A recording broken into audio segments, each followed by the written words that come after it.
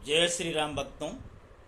रामाय रामभद्राय रामचंद्राय वेधसे रघुनाथाय नाथाय सीतायाः पतये नमः। भक्तों, विगत कुछ महीनों से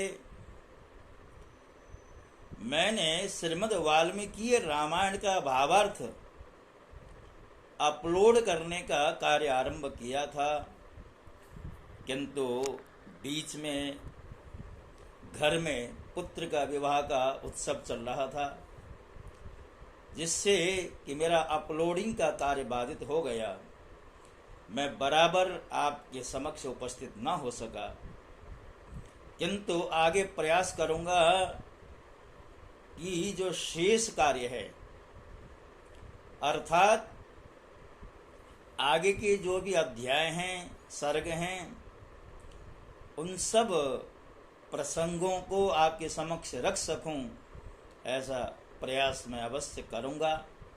तो आइए आज बाल कांड का जो 9वां सर्ग है वो आपके समक्ष प्रस्तुत करता हूं। इस सर्ग में सुमंत्र का राजा को ऋष्यशृंग मुनि को बुलाने की सलाह देते हुए, यानी जो पुत्रिष्ट यज्ञ करने जा रहे हैं राजा, तो उसके लिए सुमंत्र जी जो है राजा को ऋष्यशृंग मुनि को बुलाने की सलाह देते हैं। और न केवल सलाह देते हैं, अपितु अंग देश में जाने और शांता से विवाह करने का प्रसंग भी सुनाते हैं। एतत् श्रुत्वा रहसोतो राजानमिदमब्रवीन् श्रूयतां तत्पुरावृत्तं पुराणे च मया श्रुतम्। पुत्र के लिए अश्वमेध यज्ञ करने की बात सुनकर सुमंत्र ने राजा से एकांत में कहा, महाराज, एक पुराना इतिहास सुनिए। मैंने पुराण में भी इसका वर्णन सुना है। ऋत्विजों ने पुत्र प्राप्ति के लिए इस अश्वमेध रूप उपाय का उपदेश किया है, परंतु मैंने इतिहास के रूप में कुछ विशेष बात सुनी है। राजन, पूर्व काल में भगवान सनत कुमार ने ऋषियों के निकट एक कथा सुनाई थी। वह आपकी पुत्र प्राप्ति में से संबंध रखने वाली। उन्होंने कहा था, मुनिवरों, महर्षि काश्यप के विभांड नाम से प्रसिद्ध एक पुत्र हैं, उनके भी एक पुत्र होगा, जिसकी लोगों में ऋष्यशृंग नाम से प्रसिद्धि होगी। वे ऋष्यशृंग मुनि सदा वन में ही रहेंगे, वन में ही सदा लालन पालन पाकर वे बड़े होंगे। सदा पिता के ही साथ रहने के कारण वे प्रवर ऋष्यशृंग दूसरे किसी को भी नहीं जाने। राजन, लोक में ब्रह्मचर्य के 2 रूप विख्यात हैं, और ब्राह्मणों ने सदा उन दोनों स्वरूपों का वर्णन किया। एक तो है दंड मेखला आदि धारण रूप मुख्य ब्रह्मचर्य, और दूसरा है ऋतुकाल में पत्नी समागम रूप गौण ब्रह्मचर्य। उन महात्मा के द्वारा उक्त दोनों प्रकार के ब्रह्मचर्यों का पालन होगा। इस प्रकार रहते हुए मुनि का समय अग्नि तथा यशस्वी पिता की सेवा में व्यतीत होगा। उसी समय अंग देश में रोमपाद नामक एक बड़े प्रतापी और बलवान राजा होंगे। उनके द्वारा धर्म का उल्लंघन हो जाने के कारण उस देश में घोर अनावृष्टि हो जाएगी, जो सब लोगों को अत्यंत भयभीत कर देगी। वर्षा बंद हो जाने से राजा रोमपाद को भी बहुत दुख होगा। वे शास्त्र ज्ञान में बढ़े चढ़े ब्राह्मण को बुलाकर कहेंगे कि विप्रवरों, आप लोग वेद शास्त्र के अनुसार कर्म करने वाले तथा लोगों के आचार विचार को जानने वाले हैं, अतः कृपा करके मुझे ऐसा कोई नियम बताइए जिससे मेरे पाप का प्रायश्चित हो जाए। राजा के ऐसा कहने पर वे वेदों के पारंगत विद्वान सभी श्रेष्ठ ब्राह्मण उन्हें इस प्रकार सलाह देंगे।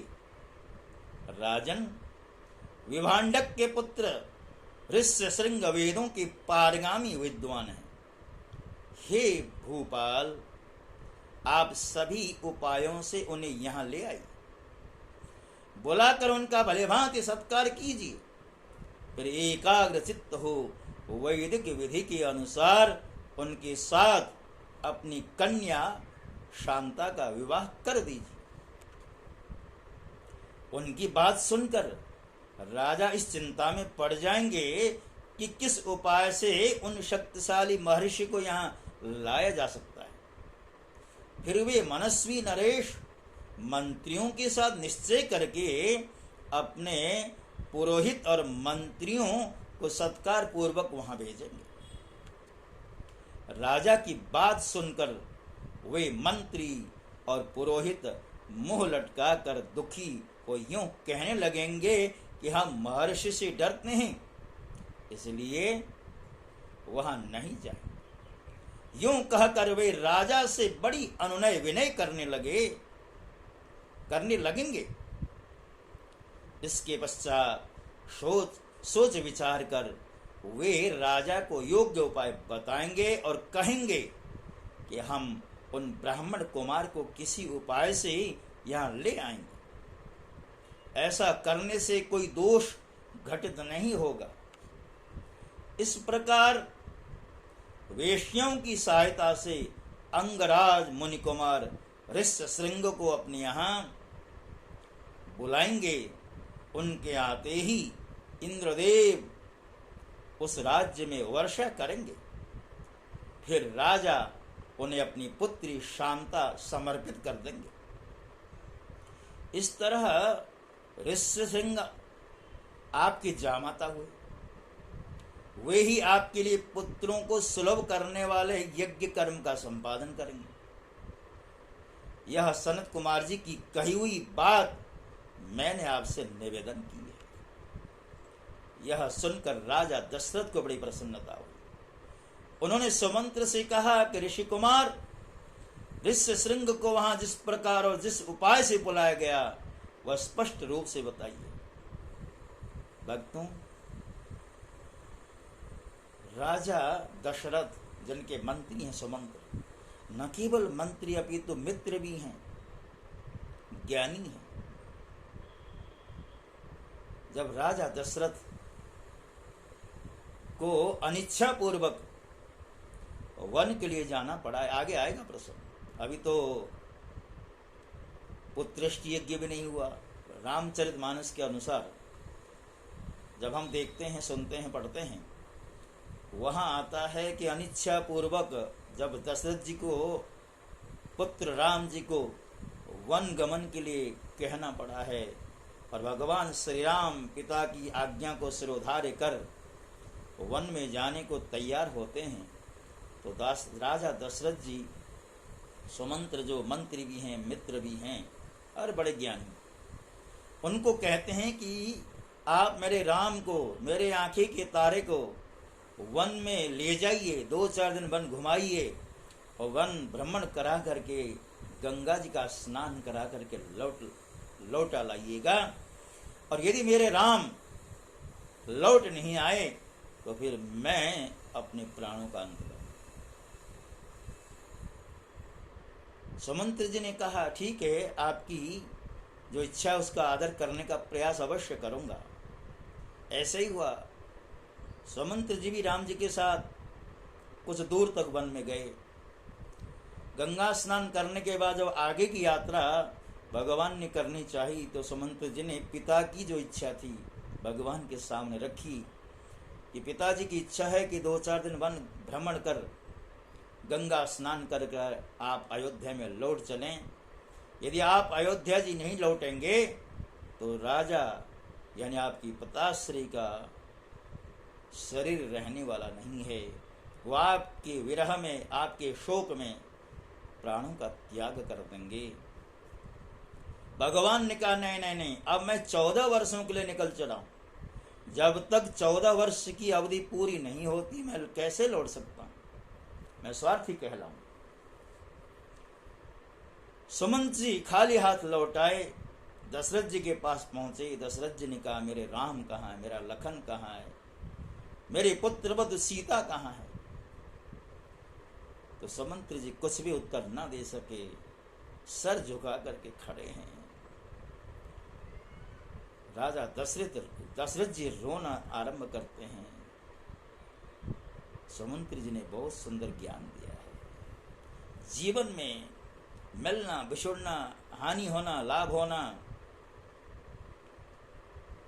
जय होना, पराजय होना, ये तो प्रारब्ध के खेल हैं राजन। अपने आप को संभालिए।